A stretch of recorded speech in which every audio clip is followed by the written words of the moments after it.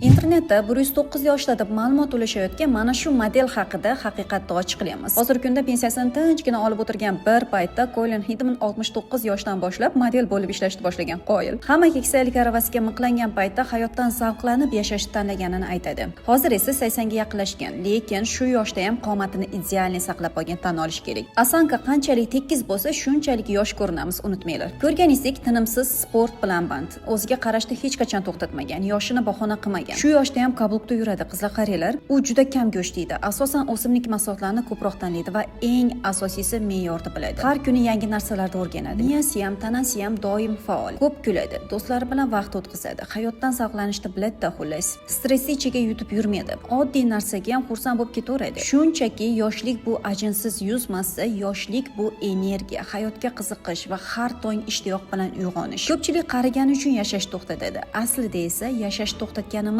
uchun tezroq qariymiz. Siz o'zingizni 80 yoshingizda qanaqa tasavvur qilasiz? Faqat rostini yozing.